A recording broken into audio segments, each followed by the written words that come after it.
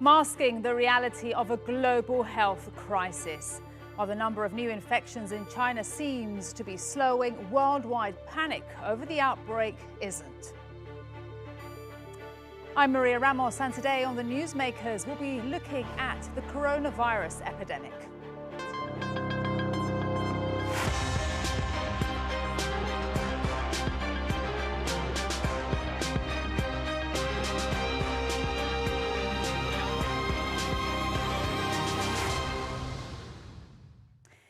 It's being referred to as China's Chernobyl, a crisis on the scale of the biggest nuclear disaster in history.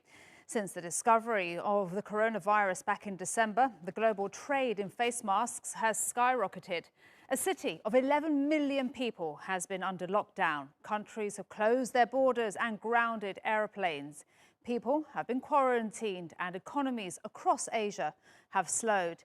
Steadily rising, however, is the number of cases, the death toll and anti-Chinese sentiment. All this while misinformation seems to be spreading as fast or even faster than the virus itself. Adam Pletz has more on what China and the world are doing to combat the outbreak.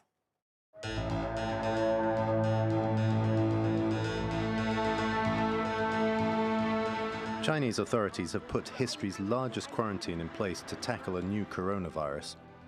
More than half the nation faces some kind of travel restrictions. That number of people is equivalent to a tenth of the world's population. In the worst affected areas, 150 million people are largely confined to their homes.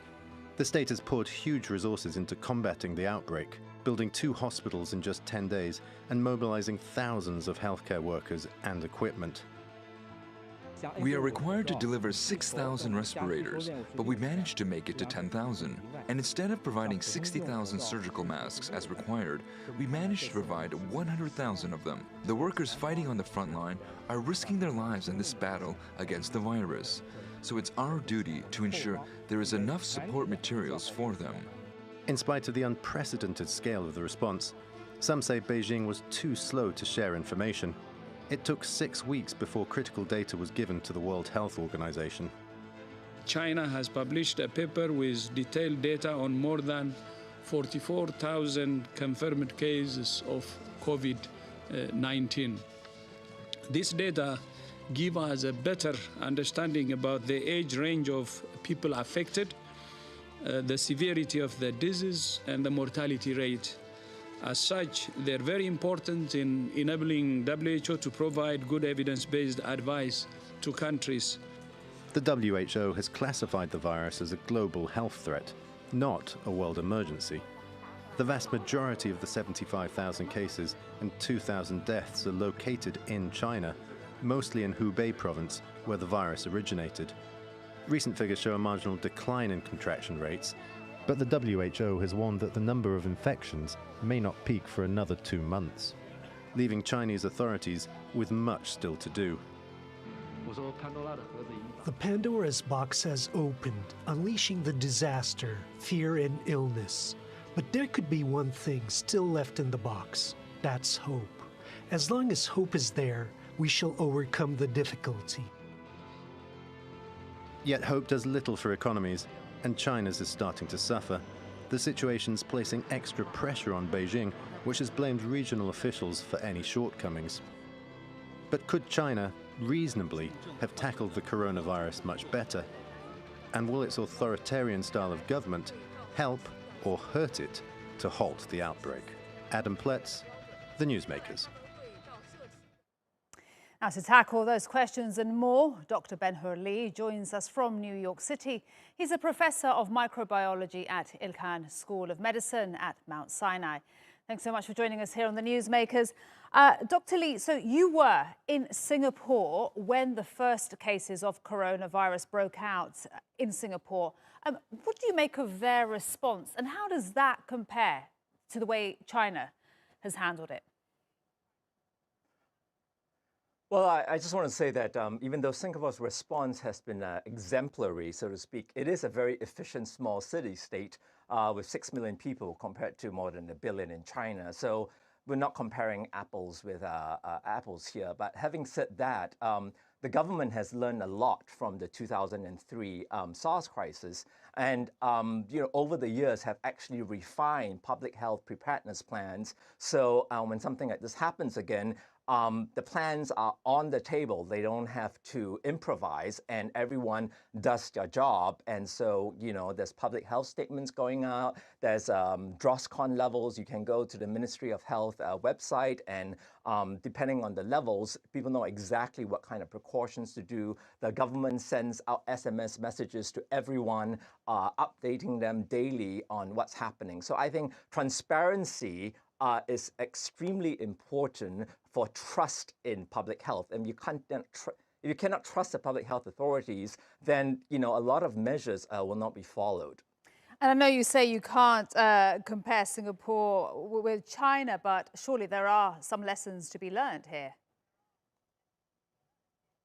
And the lessons are that humans have a very short, memory time span. We react to emergencies when they come, and then we forget once they're over. So there was a huge worldwide response to SARS, millions of dollars poured into research and epidemiology, and there were plans on the table. I can't speak for other countries necessarily, but Singapore actually refined those plans over the years, built an entire National Center for Infectious Disease, so they know exactly what to do when something like that happened again. So it's an investment in the future. Having said that, I'm a scientist. I don't comment on global health crisis, but you would think that other countries would have learned from the SARS crisis and keep these things, these plans active on books to have drills and trial runs, so that when something like this happens, they can put into place rather than having to improvise every single time and react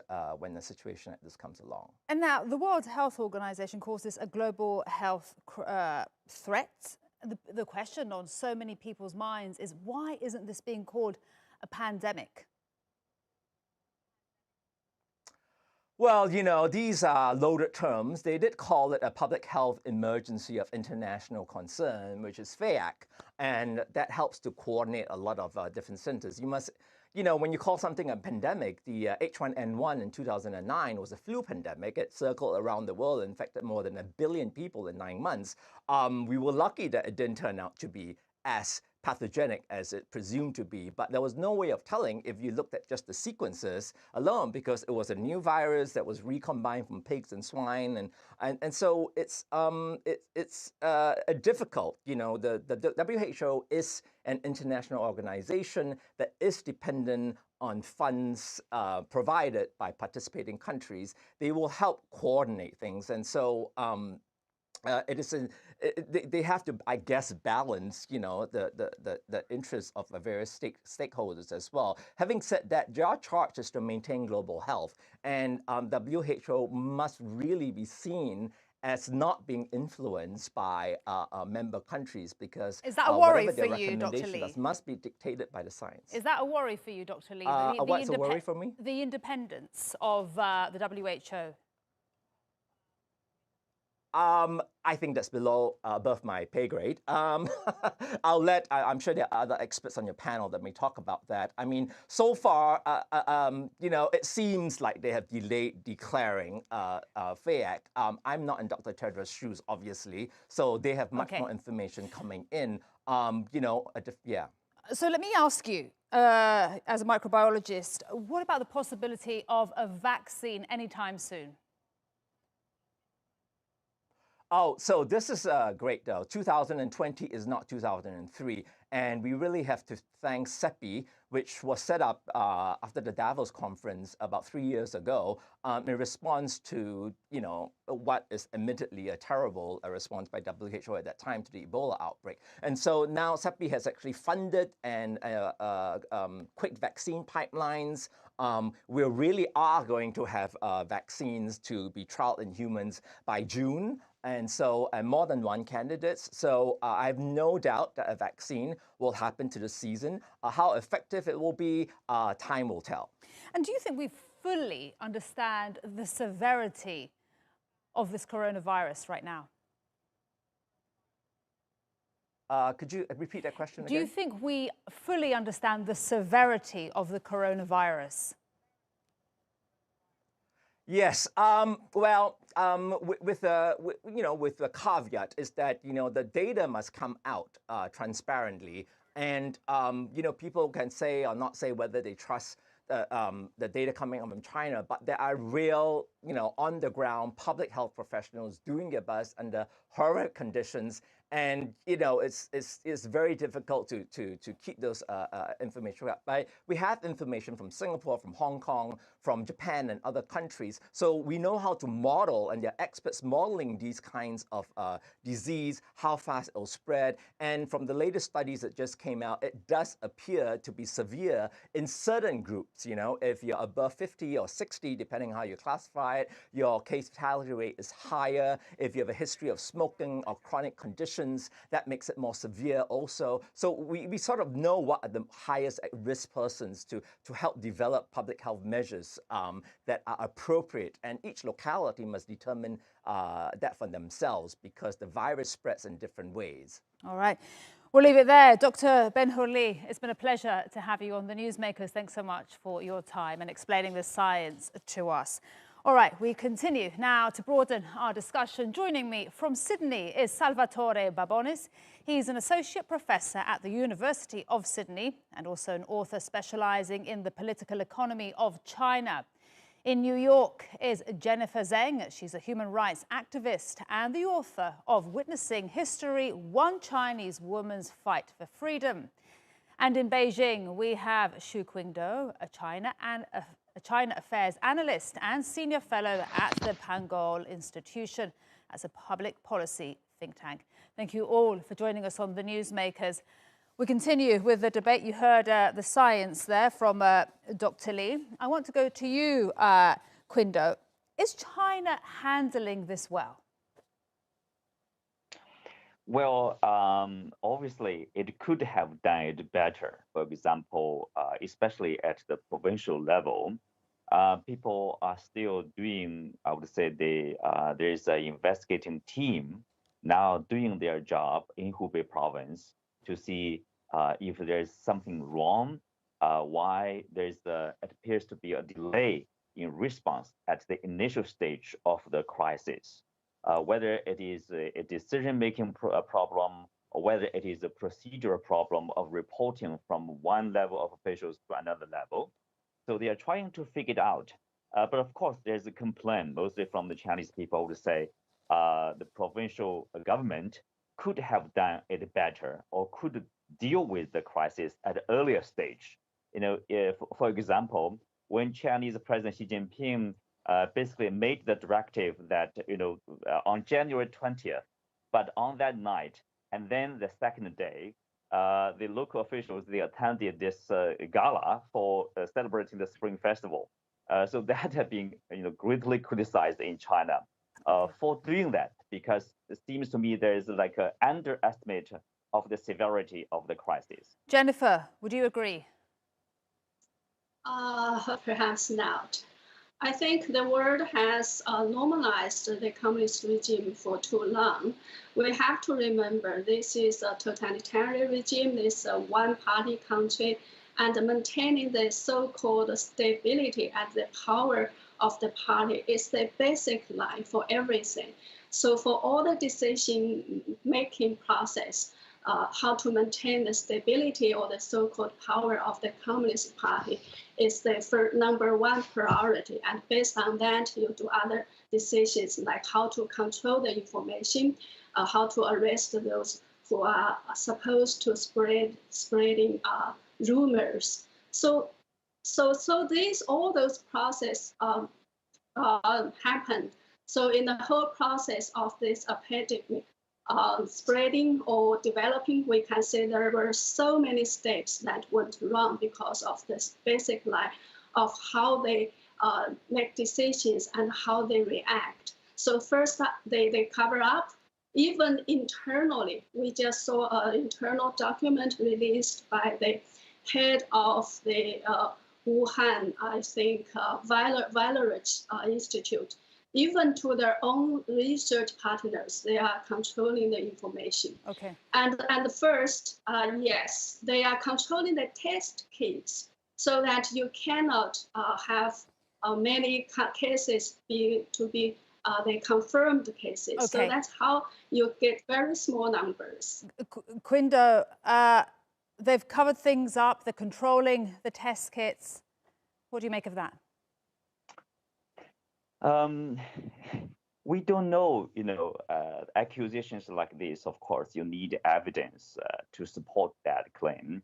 Frankly speaking, at the very beginning, there are a lot of criticism within China.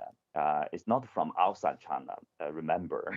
And secondly, what appears to be, if you look at the timeline, obviously, I would say there's over optimism on the side of the local government.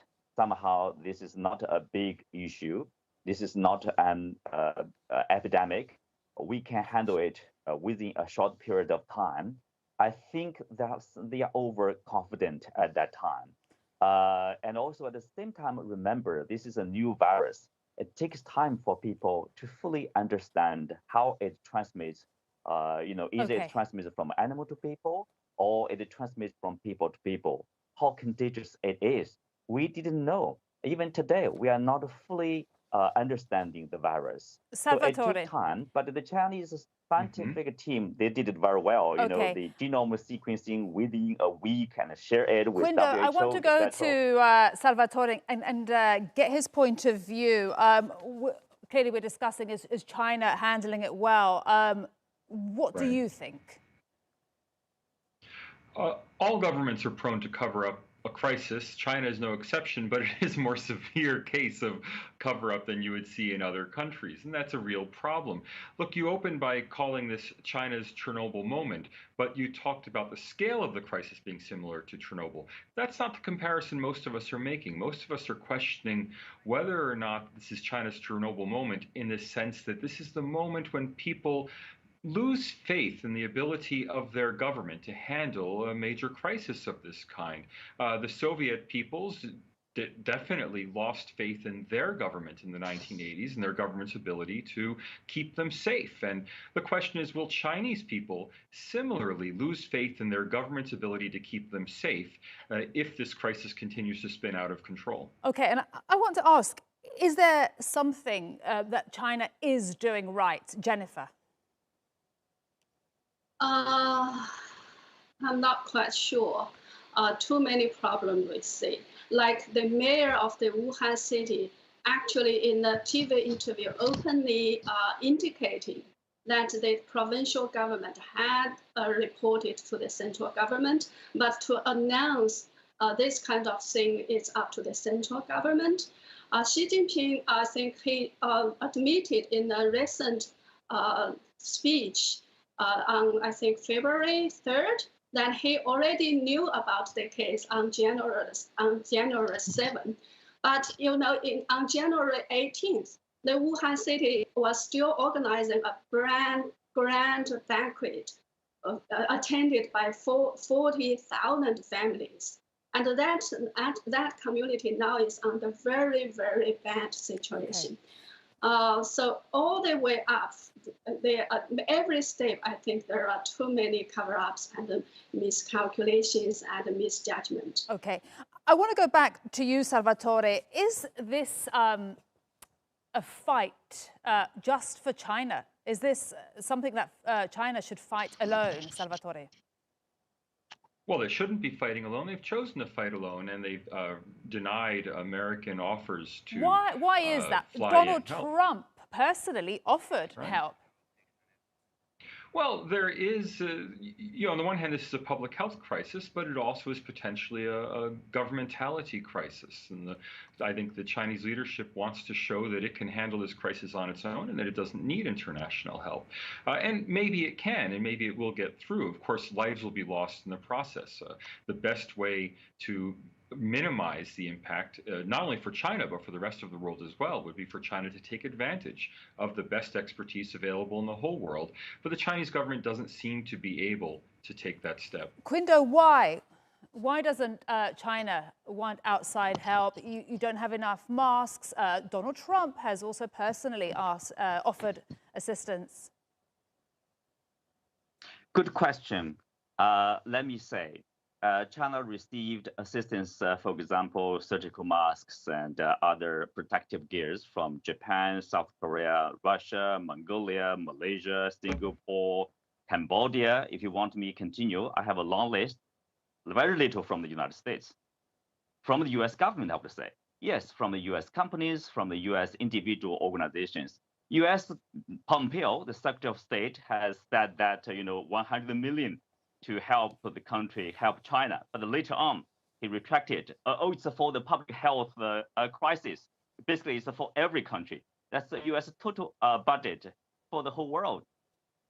So up to now, Beijing receives basically zero support from the US government. And now they talk about, we try to send scientists, we try to send health workers to China. China refused. I don't know why China refused, but China probably is not happy. And it has reasons not to be happy with the United States. Salvatore, would you agree there? Let's bring Salvatore in. Oh, sure. U.S.-China relations are strained and have been strained for some time. That's absolutely correct. But the larger issue is whether the Chinese government and the Communist Party in particular, which of course is behind the Chinese government in a single-party state, the question is whether they can afford to lose face by accepting expert help. It's one thing to accept donations of face masks. It's something else to admit that you need external expertise that you simply don't have in-house. And I'd like to see China accepting the best the world has to offer. Is this, Jennifer, about saving face? Maybe not only saving face. There are many mysteries we still don't know, like the origin of the virus, where it started, where does it come from, how it became to such a stage. If an international expert was allowed to go to there, maybe more things will come out. The Chinese government tried to claim that this Huanan seafood market was the starting point of this virus. But, when the export Guan Yi who found the SARS virus in 2000, I think 3 or 4, went to there. He found all the market was cleaned up. You can't find any evidence for this virus. So I think the most needed help for China now is for scientists, virologists, biologists, and experts to go there to really find out the source. There are a lot of speculations, rumors of lab leaked, that sort of thing. If that's the most needed help for the China, and the expert team of the WHO up to now hasn't been to the Wuhan, to the epicenter of this. So what kind of investigation are they doing if they are only based in Beijing? Okay. So there are a lot of unanswered questions. Indeed, and those unanswered questions, Salvatore, do you think that they would have been answered if we didn't have a communist-run society in China? Oh, I can't answer that. I'm not an epidemiologist, and I don't have the on-the-ground knowledge to know if they would have been answered. But would we have a better chance of answering it? Sure we would. I mean, openness is really the key to public health, and people have to be open to opinion and expertise from around the world. And I think China, and I will say somewhat understandably, is reluctant to accept expertise precisely because it can't afford to lose faith with its own people. That's not a problem we have in countries like Australia or the United States, where people are generally have faith in their government and its ability to protect them. In China, that's open to question, and I think the government is probably feeling the heat on this. Quindo, is the government feeling the heat? No. At the very beginning, the provincial government, yes. But now, if you understand the Chinese, you would see the Chinese are very united, actually, and supporting the government measures, which is very restrictive, actually, and it's working. Look, we have the reduced the number of confirmed cases in the 50s for the 15 straight days. The quarantine efforts are producing the desired results. And the situation in Wuhan and Hubei province are getting better and better. So that's largely up to these measures taken by the government in a timely and forceful manner. I know a lot of people, especially Western countries, they have a problem with the Communist Party of China. Look, this is the country, this is the government. Let's bring in Jennifer. We have a minute to China go. The second largest economy in the world. Quindo, Jennifer, we have 40 seconds to go. Would this have been different if you didn't have a communist-run society in China? It will be very, very different from the very beginning. If we don't have the initial cover-up, the problem can be dealt with in a very timely manner, and the spreading were not to this content that 5 million people from Wuhan already, escaped the city before they locked down, and where have they been, and to how widely they arranged they have brought the virus to. Is unknown. Jennifer, we've run out of time, and to all of you, we've run out of time. Thank you so much for joining us on the Newsmakers, and to our audience, thanks so much for watching. See you next time. Bye-bye.